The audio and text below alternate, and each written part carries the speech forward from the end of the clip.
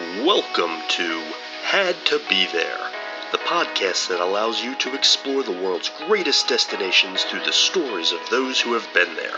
Here to ignite the wanderlust within, your host and favorite travel planner, Kelly Acevedo.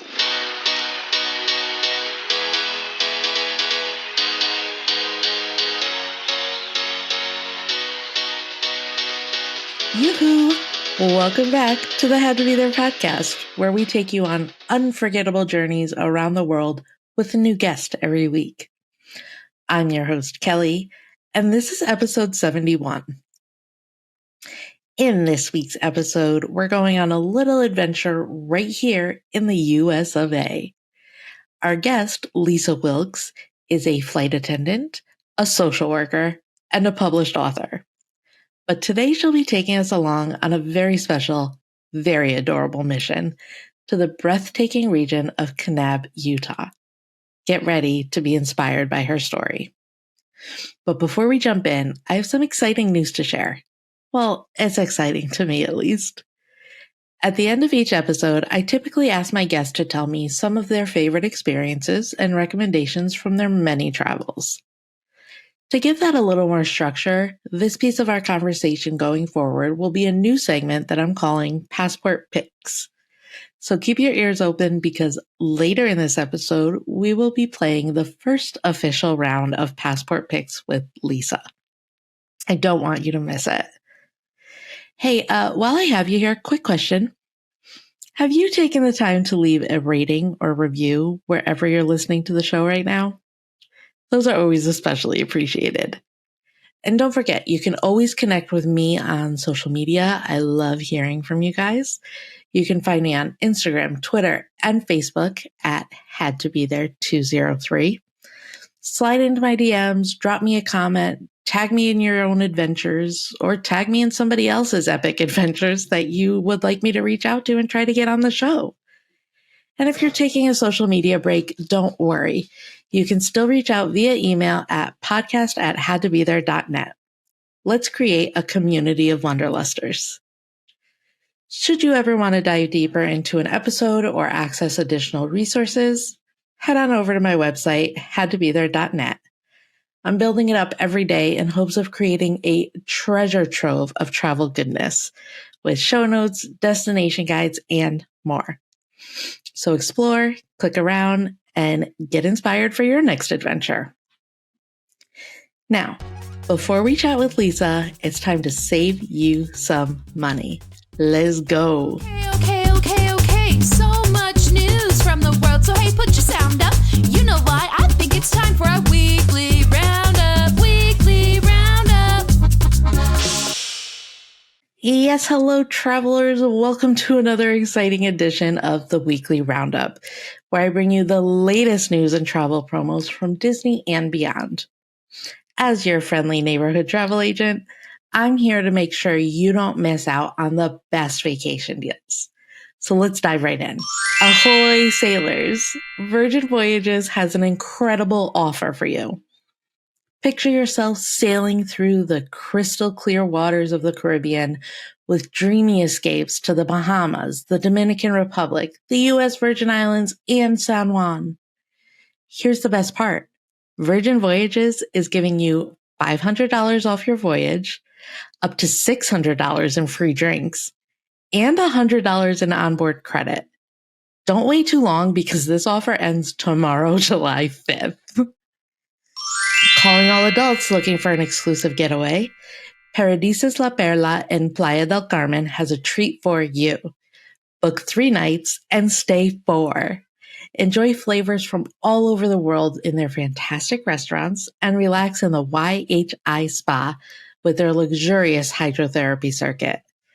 This paradise is for adults only, so why wait? Immerse yourself in an idyllic experience at Paradisus La Perla. Are you ready to explore the islands and soak up even more Caribbean vibes? Sandals has just the deal for you. With the Sandals Rhythm and Blues Caribbean Sale, you can book your trip until July 27th for travel through the end of 2023. And the icing on the cake? Get up to $500 air credit for flights on stays of 7 nights or longer, or $250 air credit on stays of 5 or 6 nights. Plus, indulge in a $150 spa credit on stays of 5 nights or more. Rates start at just $241 per person per night at Sandals Resorts. Do not sleep on this fantastic offer. Attention Disney fans, if you've been dreaming of a Disneyland resort experience, now's the time to make it happen. You can save up to 20% on Sunday to Thursday night stays from August 1st through September 30th, 2023 at a Disneyland Resort hotel. This offer is available for a limited time only. And hey, if you're a Disney Visa card member, I have something special for you too, because you can save up to 30% on select premium room stays at the hotels of the Disneyland Resort. Also, Sunday to Thursday nights from August 1st to September 30th. Availability for both is limited, so act fast. And last but not least, some big news from Walt Disney World. Bounce back offers have returned. If you're staying at a Disney Resort hotel, you can save 25 to 35% on a future resort stay on select dates through 2024. Here's how this resort future stay offer works.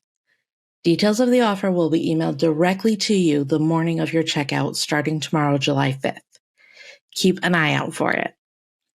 This offer is only bookable over the phone and must be reserved within 7 days from the date of your checkout on your current reservation. Reach out to your trusted travel agent, like me, to secure this special rate and start planning your next magical adventure. So that wraps up our weekly roundup for today. I hope you're as pumped as I am about these amazing travel promos from around the world. Keep in mind, these offers won't last forever, so seize the opportunity and start planning your dream vacation now. I'll be back next and every week with more updates and promos from Disney and beyond, right here on the Weekly Roundup.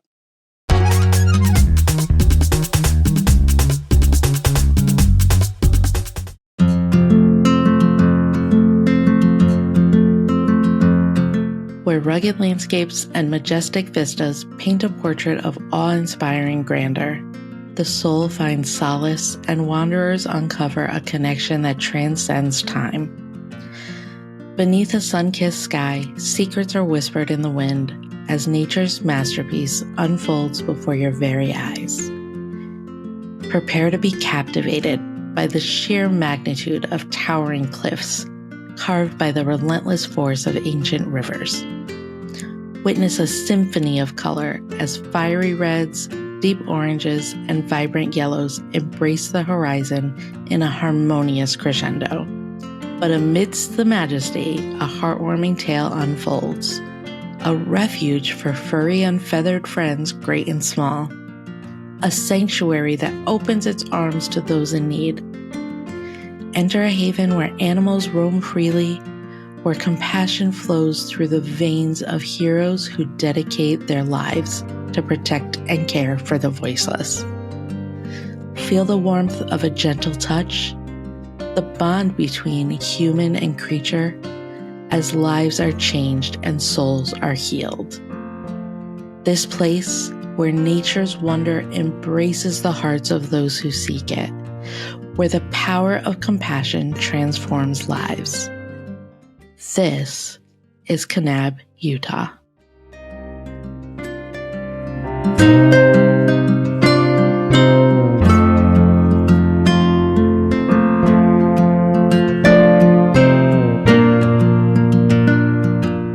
Lisa, welcome to the Had to Be There podcast. I'm so excited that you're able to be here with me.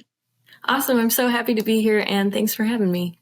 Yeah, absolutely. So before we jump in, because we have a lot to talk about, why don't you take a minute and introduce yourself to the audience? Sure. Well, hello, everyone. Thanks for joining us. I am Lisa Wilkes. I am a flight attendant.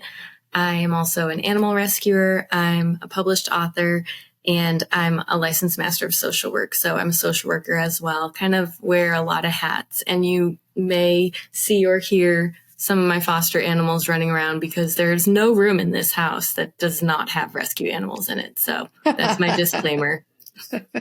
How many animals are currently residing with you?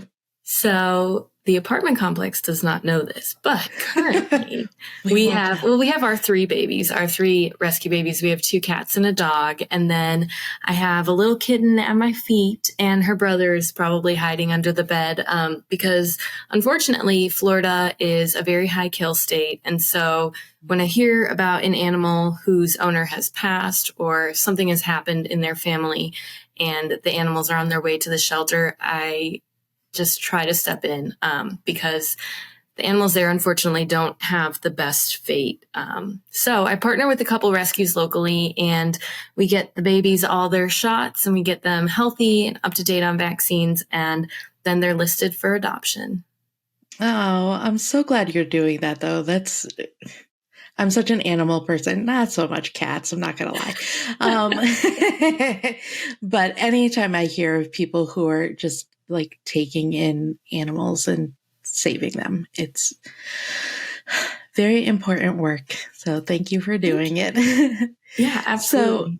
So talk to me a little bit about your relationship to travel. Did you travel a lot growing up, or were you bitten by the travel bug later in life?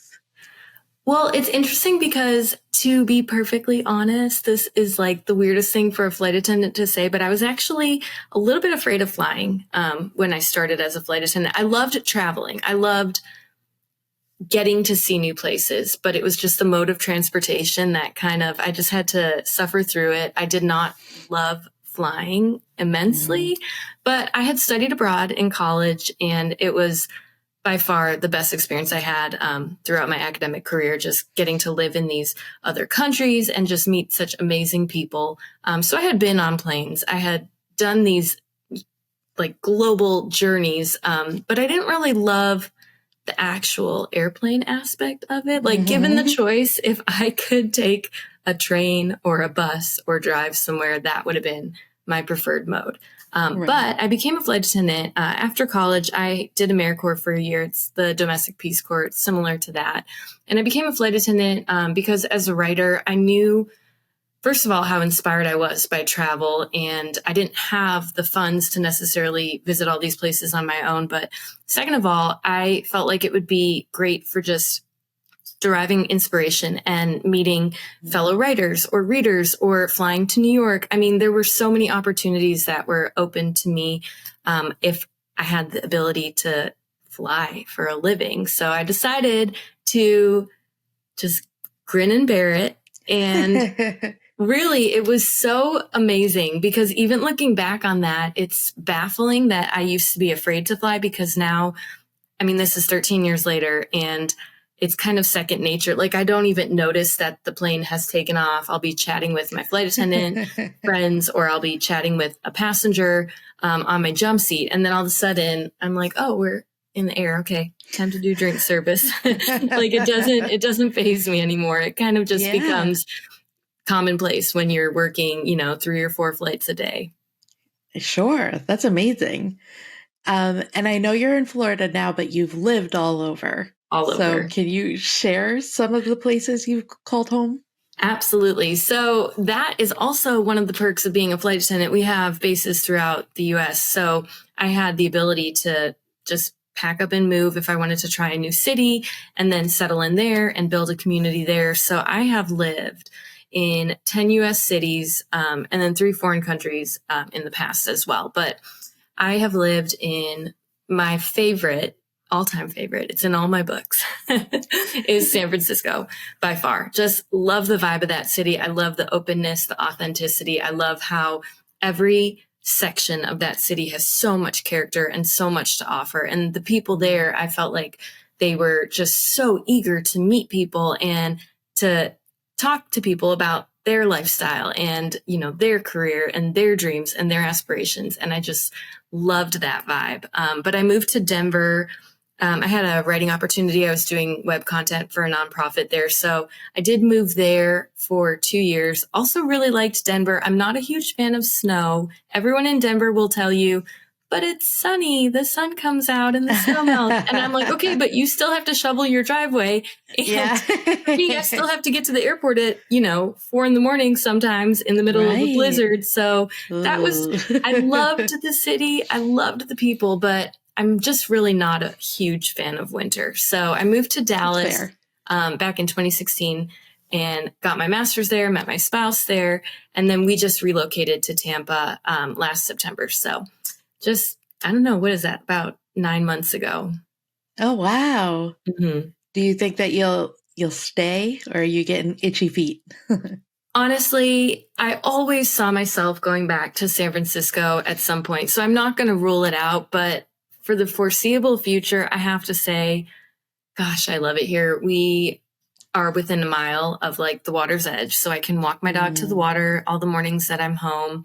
I have met the most amazing animal rescuers. I kind of partner with about 3 local rescues. I'm hoping to maybe start my own someday, but I have a lot of big plans. But I've just met like just the most passionate people, and they are just constantly, planning the next fundraiser or the next adoption event. And we all kind of work together to help any of the animals that do end up on the youth list at the local shelters. Like, someone will step in and just do our best to make sure that these animals get a fair chance. Oh, I love it. I'm so glad that you're happy there. It sounds like you're thriving. I am a big fan of palm trees, sunshine. I can do without the hurricanes, but every place you live is going to have something, right? Something, exactly. So this may be a tough ask given your line of work, but do you have any sort of running tally as to how many places you've been able to visit? No, but I should. So my friends that do have that, it's so cool. They have just these maps that I guess they use like apps, or they use different data from like their phone or their schedules and all the places they've traveled. And I'm kind of jealous sometimes when I see them, because I'm like, that is pretty amazing to be able to say that, you've flown this many miles over the past 6 months, and you've been to this many states. And we don't fly overseas, maybe someday, but we do fly to Mexico, the Caribbean. And so they're getting these passport stamps, and they're like keeping track of everything. And I'm just kind of like, oh yeah, I was there.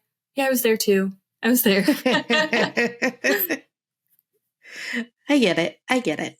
So tell me where you're taking us today. So today I am taking us to Utah, to a tiny and unassuming town. I had very few expectations going into this journey, and it is a journey that will stay with me for the rest of my life. It was very special. So I love that. Kanab, Utah, little town. It's about 3 hours outside of Vegas, and we flew into Vegas when we did that trip. Okay, and what brought you to this region? Who so were you traveling with? No, following basically this conversation that we've had, unsurprisingly, I went with a group from my airline. We have an animal transport team, so it's fully volunteer. We use our flight benefits to fly rescued cats and dogs across the country on our days off.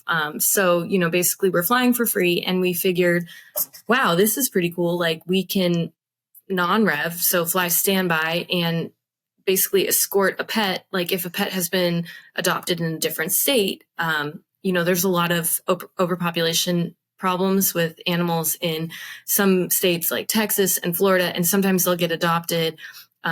Usually it's like up north or out west, and they need to get there. So it's our way of basically providing our time and our flight benefits to get this animal to their new home. So the animal transport team, I'm on the leadership board now, but this was 2 years ago, and I wasn't at that time. I was a volunteer. So I just kind of signed up, and I didn't really know what I was doing. I just kind of let everybody plan everything, and I was like, okay, I'll be there. I'll show up. And I knew it was a group of volunteers. I believe there were like 22 of us on that trip. And this was 2021. It was September. And so I just signed up because I wanted to go, and I knew that we would be volunteering at this big animal rescue and would be seeing like all of this just amazing scenery and canyons and mountains. But other than that, I just packed my suitcase and I was kind of clueless. I was like, okay, tell me where to go. Yeah. Oh my gosh. So you had a had to be there experience.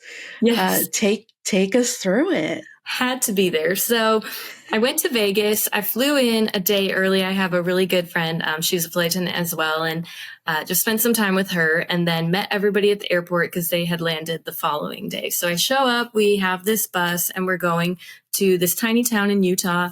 And I'm just wide-eyed and ready for whatever happens. So we pile into, I think there were a couple vans, but we pile into our vans and get on the road. And it took us about 3 hours, but holy smokes, the view was so majestic. I had no idea how mesmerizing it was going to be. I was just kind of just fully enamored with all of the scenery. We're driving through these like kind of hilly terrain and then mountainous terrain, and there's canyons and everything is like gold, and we're watching the sunset, and it was stunning. So we get to Kanab, but we were staying at the Roadhouse, which also I did not realize that the animal sanctuary, it's Best Friends, and I did not realize that Best Friends had their own, I had just signed up for it, but they have their own lodging where you kind of get this immersive experience, and they have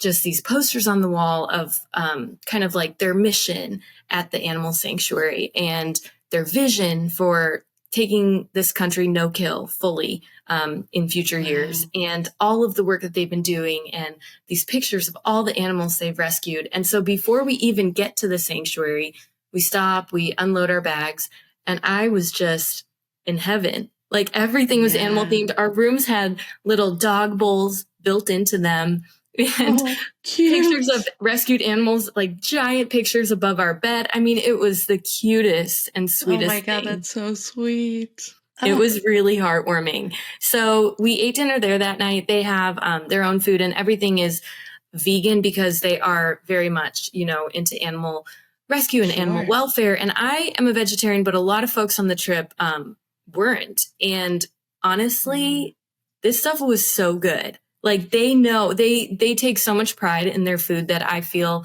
seriously anyone could go there and have the most incredible meal. It was delicious. Like I will like anything that is plant-based, but there were a lot of folks there that really just wanted a burger or something, which is fine. But the food that they offered was so good, like people were raving about it. So that was our first night. That's amazing. It was so good.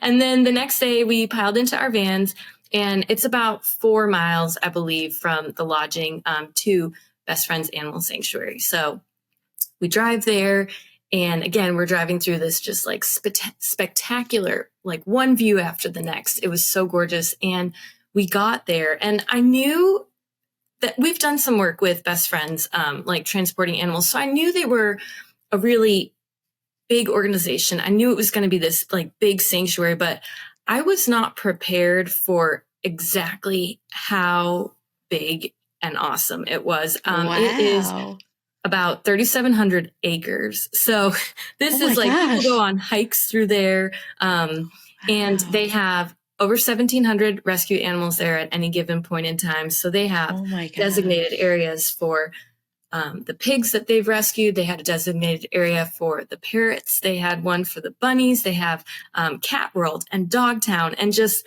really whatever animal you love, it is at Best Friends, and it has been rescued. Oh, that I imagine is what heaven is like. Yes, it was literally exactly what I would picture for like utopia and paradise. It was just, everyone there, they work there and they live there because they are fully entrenched in the cause. And just the stories, like some of the animals that they've rescued, they've taken a lot of dogs from dog fighting rings. They've taken a lot of pigs, which surprised me, that were either abandoned or mistreated or were being kept illegally and then seized.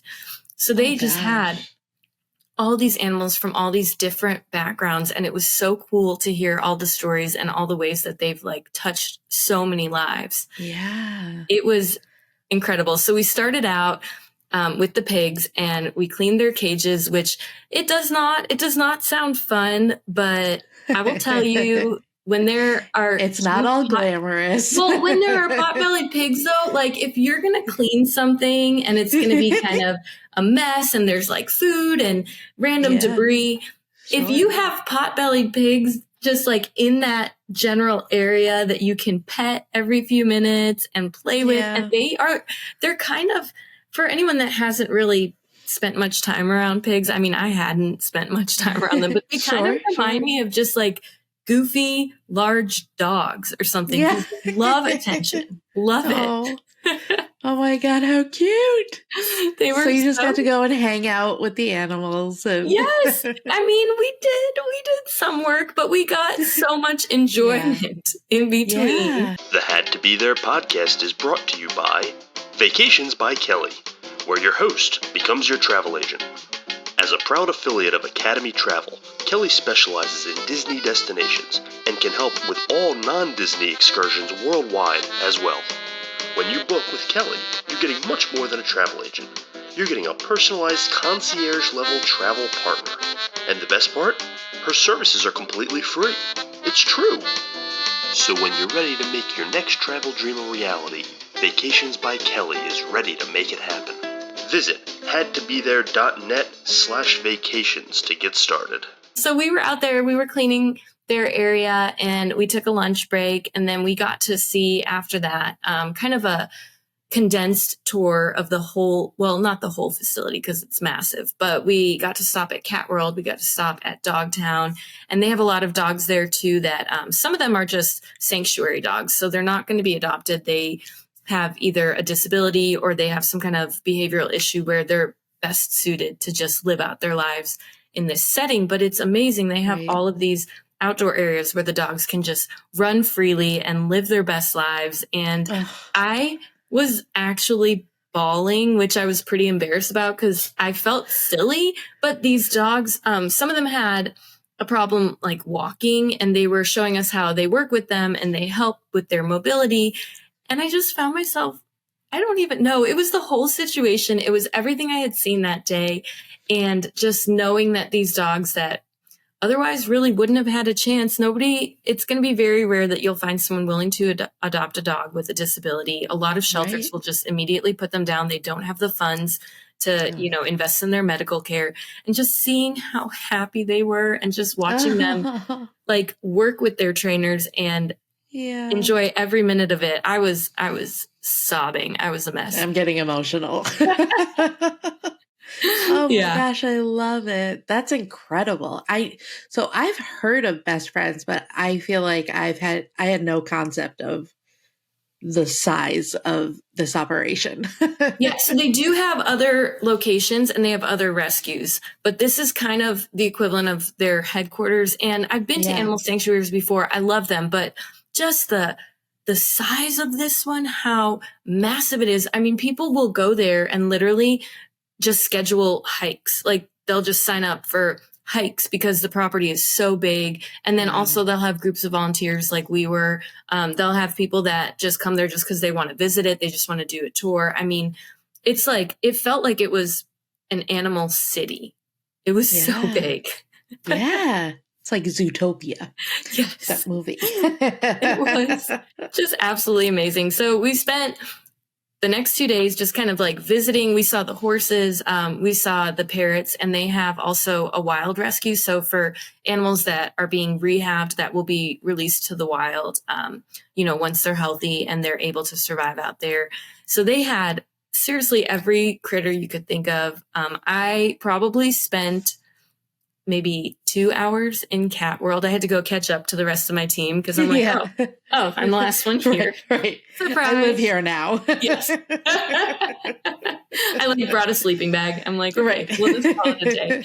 But it was seriously the most touching. And as a flight attendant, I mean, not to take it for granted or anything, but we travel a lot. And so I've gotten to go ziplining in Costa Rica, and I've gotten to, walk across these amazing beaches in the Caribbean, and I've gotten to see all these new cities that I had never visited before. But I felt like this experience to me, it just meant so much because of the cause behind it, and because I got to really, put a face to like this rescue that we had worked with in the past, but I wasn't aware exactly how much they were doing to really help with animals in need.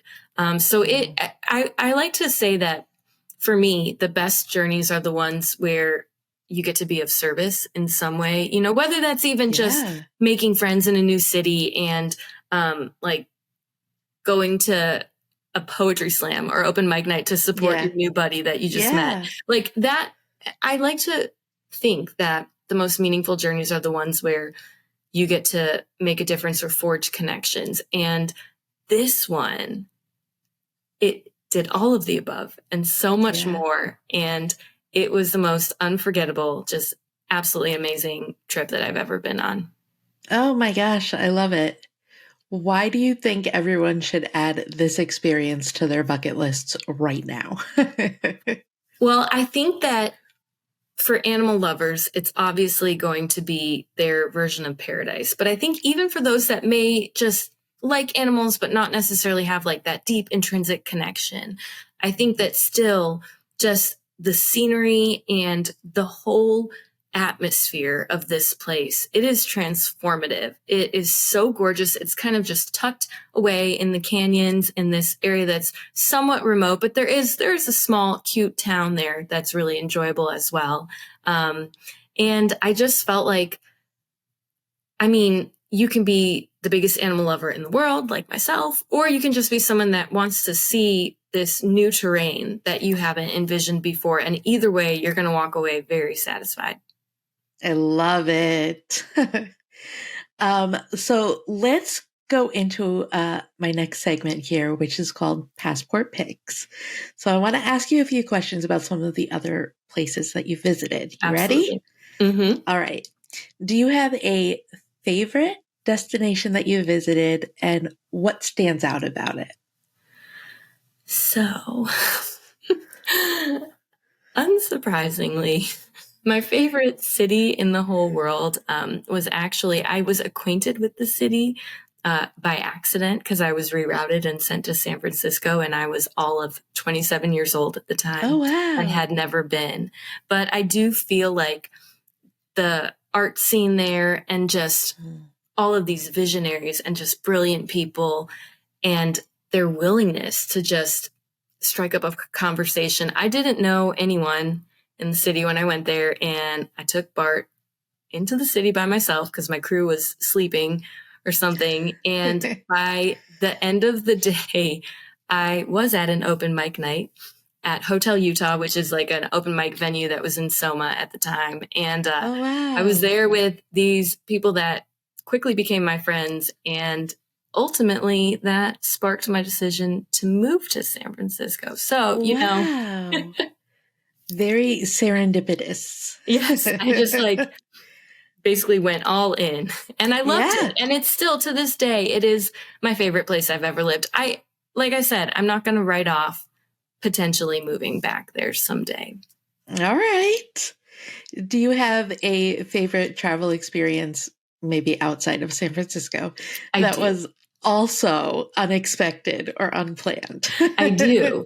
So one of my study abroad excursions, when I was getting my bachelor's, I was supposed to be going to school in Jamaica, but they canceled the program. And this is, back when you had to fax over all your documents. You couldn't just airdrop it to someone. They canceled the program. I think it was about 2 months before I was slated to go because there had been some incident on campus, and they just were canceling it for that year and then reevaluating the following year. So I was like, what do I do now? I really wanted to go somewhere in the Caribbean. I wanted to just get that experience and to live there for a year. So I scrambled. And like I said, I was faxing over documents and talking to all of these administrators and coordinators, and actually set up, it's still in existence, but I set up the program for the University of Florida, the exchange program with the University of the West Indies in the Trinidad and Tobago campus. Wow. So set it up, and then was the first person to ever do that program. Oh my gosh. But that's incredible. It was awesome. I mean, I love Jamaica. I have been to Jamaica. I absolutely adore Jamaica, but I'm kind of glad that I ended up in Trinidad, like somewhat by accident, unplanned at the last second, because it is the most southern isle in the Caribbean. And I don't know that I would have necessarily even put it on the map had I not had the exchange program there. I wouldn't have even really maybe considered going there just because it's the furthest one. And I was blown away. The people there were literally the most generous, most passionate folks I'd ever met. They have just the best, like the most giving hearts. It was incredible. I ended up joining our dorm in Trinidad had a sorority, but it wasn't like an exclusive sorority. It was literally anyone can be in it. You know, you just have to come up with like, you get a nickname and you participate in like this show, this production that we put on, and just seeing the camaraderie and seeing how dedicated all of these girls were, like how much it meant to them. It was awesome. Oh my gosh, I love that. That's incredible. Which destination has had the friendliest locals? So playing off of that, I will say Trinidad for sure. They embraced me with open arms. And that program, you know, I was the first exchange student through the University of Florida, but to my knowledge, I'm not 100% sure, but to my knowledge, I don't think there were any Americans on campus that year with exchange programs. Wow. So there are some Canadian exchange programs, and we had some Canadians in our dorm, in the dorm next to ours. But for a lot of the girls in my dorm, I was literally the first American they had ever met. And it was just amazing, like the warm reception that they gave me, not even having met anyone from the country I was from ever. They celebrated and just like absolutely embraced everything that I represented. They had a million questions, and we would talk until 2 a.m. and then realized we had to actually study because we had classes the next day. But when I moved back, so I spent a full year there. It was supposed to be 1 semester, and I was like, nah, I'm not done. Oh, wow. And when I moved back at the end, they surprised me with this huge going away party. I thought I can't remember what they used to lure me there, but it was something else, like someone's birthday or something. And I was like, oh, I have finals, but okay, I'll go for an hour. And I show up, and it was this huge surprise. They had gone and decorated like the biggest room that we had on the ground floor of our dorm, and had every type of like food and drink, and really they had made such a huge effort to let me know that I was loved. Oh my God. I'm getting emotional again. They are. I love the Trini culture. I love how absolutely just warm and bubbly. Yeah, it was amazing. Oh man, great answer. Do you have a favorite travel tip or hack that you've picked up over the years? I have so many. So many. So interestingly enough, I was just interviewed for this article that was on Apple News like 5 days ago. And they interviewed a bunch of different flight crew. But they had asked like our tips and our hacks. And I will share the one that I believe is most important just based on my experience. There are a lot of them, like rolling your clothes in the suitcase to save space, wearing your bulkiest items so that you have more room for other items in your suitcase. But the one that matters most to me personally is invest in an Apple AirTag, because I have had over the years, and it was not malicious, but you know, black suitcases, they look the same, and people have taken my suitcase off the plane. I've always recovered my bags. They always realized and then came back to the plane and returned it. But there is nothing more terrifying when you are in a different city than not having any of like your necessary documents and the things that you need most. And so with an Apple AirTag, it gives me the peace of mind that, you know, even if someone does accidentally take my suitcase, like I can track the location of that and know exactly where to get it, and not have to worry if, you know, another accident happens and someone grabs the wrong bag. Yeah. Oh man, that's a great tip. I have one Great in my investment. backpack even, just because Really? my backpack is also black, and I'm like, well, I don't know. I do have my passport in there, so I probably want to make sure that that's with me. Yeah, sure. That's valid. Is there anything currently still at the top of your bucket list that you haven't been able to cross off yet? Oh my gosh, so many, but very top, very, very, very top.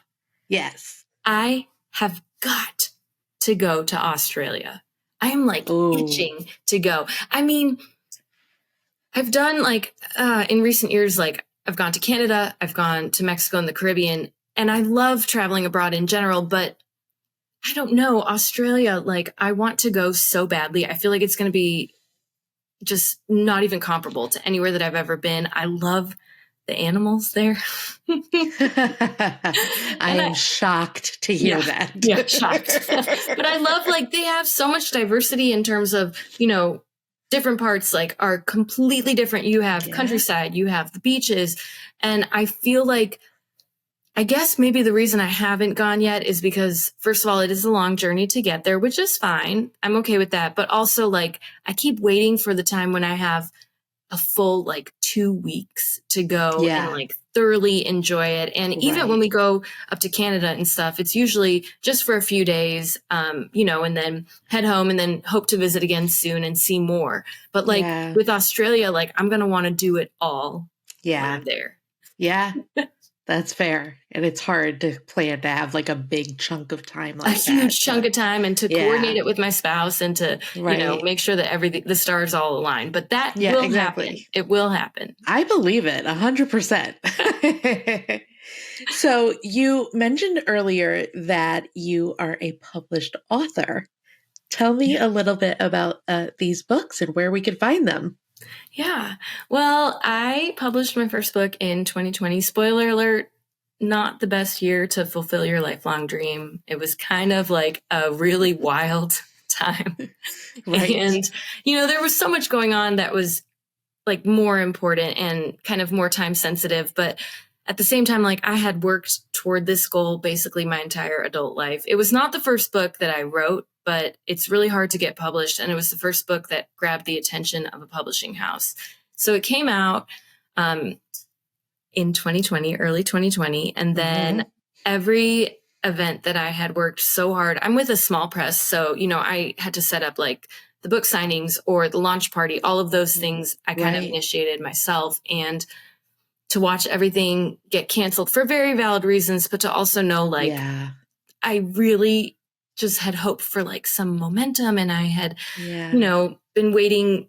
I think at that point I had been waiting about 14 years since I had written my first novel, like been waiting for that moment. But it's okay because I did learn a lot. My book was published, and, you know, that's something to be proud of. And I did do virtual events. I was able to kind of like recover some of those events. And then my second novel was just published this year, March 31st, and it's called Mid-Flight. And it is not a romance like my first novel. It is like completely other direction. It's like dystopian sci-fi. It takes place in 2038. But it does feature a flight attendant, just like my first published book. And my next book that I'm currently writing as well. Oh, all right. Well, we'll have to look for those. So you're working on another book. You're rescuing all the animals. You're working as a flight attendant. You're also a social worker. Also a social worker. So, like, when do you sleep? I don't. Fun fact, I actually don't. Yeah, I believe it. Well, one of the good things about not sleeping very much is that I can have a job like being a flight attendant where I land at random times in random cities. I've never been the best sleeper in the world, and that's an understatement. I've always been probably the worst sleeper in the world my whole life. I kind of got used to it. But I do feel like I read these articles online that are like, if you don't get 8 hours of sleep per night, you're going to be dead by 25. And I'm like, well, I'm almost 40 and I'm alive, so I don't know. I'm doing my best. Yeah, that's all we can do, Lisa. Yeah, I just don't think, I think some people might not need quite as much sleep because I really don't get a whole lot of it. I aim for, 6 hours or so per night, but there's so much life that I want to do. Yeah, I hear you. There's so much to accomplish. But yes, I do try to stick to somewhat of a routine, especially when I'm home, because when I'm on the road, all bets are off. Yeah, but absolutely. I actually think too that, it's funny because people ask like, well, when do you ever have like downtime and when do you decompress? And it's a valid question. And we do need to recharge our batteries. But I will be perfectly honest with you, as a lifelong nerd and animal lover, these activities actually fuel me. So like I can think of nothing more tranquil and like more heartwarming than rescuing animals or writing my next book. And a lot of people would be like, oh my God, that's, so much time, that's so much work. And it is. But for me, writing and self-expression like that, that's in a lot of ways like a form of therapy. That is like my decompression time. That is kind of my time to just like really find balance and like feel complete. Yes. Oh my gosh, I know exactly what you mean. I feel you. Is there anything else that you've got going on that we didn't touch on that you want to share with us? Well, I forgot to mention, so my books, my website is kind of my one-stop shop. It has information about my books. I have some info about some of my rescue animals too, because I just couldn't do anything and not include my 10 million fur babies. Right. So it's lisamichelwilkes.com, just my full name.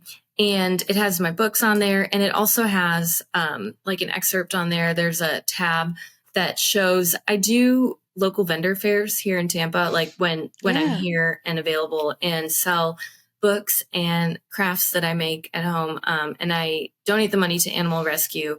But another thing that I really enjoy that people are like, but that's like work. And it is, but it's really fun for me. Like I love crafting. If our apartment was bigger and not filled with 1,000 animals at any given moment, I would have a full crafting room, like full room just for crafts. I have a Cricut machine.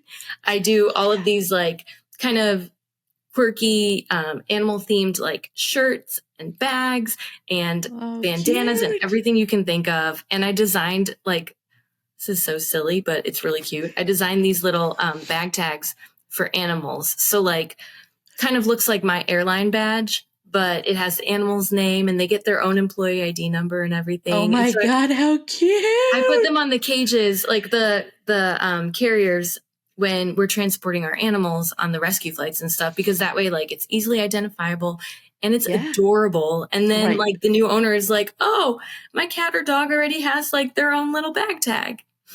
Oh my gosh, that's so precious. That's so smart. I love it.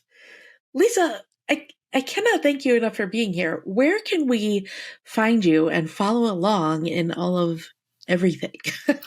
So my socials are all on my website. So that's lisamichelwilkes.com. But my socials are all on there. I have, my regular Instagram page. And then I have my animal Instagram page for all of my fosters and my rescued animals that we take on these flights to their new families. That's kind of my favorite one. I'm not going to lie. Just all these videos of all the animals that we've fostered over the years. I lost count. It was, I'm sure, 29 cats, 2 dogs, 2 birds, and a bunny. But I think I did that calculation like last fall. So we're probably, I don't know, somewhere in the range of 50 or 60 by now. Oh my gosh. Oh my gosh. Again, thank you so much for being here. This has been so much fun. I hope that you'll come back and chat with us after you finally make it to Australia. Thank you so much. No, this has been great. And thank you for hosting me. I love these questions. I love talking about travel. I love tying it into, other interests and other passions in life. And I just feel like, I have the luxury of being able to fly for free. And that is truly a gift. It's something that I really don't want to take for granted. But like I said, I also love the journeys where I get to kind of feel like I'm making a difference. And I'll find a way in Australia. I'll volunteer at like a wildlife I believe it. Rescue center, rehab center. I'll do something. Yeah. I'll make it work. If you enjoyed this episode, the best way to show your support is to rate or review us on whatever platform you're listening. And if this episode left you feeling like you just had to be there, reach out to Kelly to start planning an adventure of your own. Don't forget to follow us at HadToBeThere203 on Instagram, Facebook, and Twitter. And visit our website, www.hadtobethere.net. Until next time, get out there and make your own Had to Be There memories.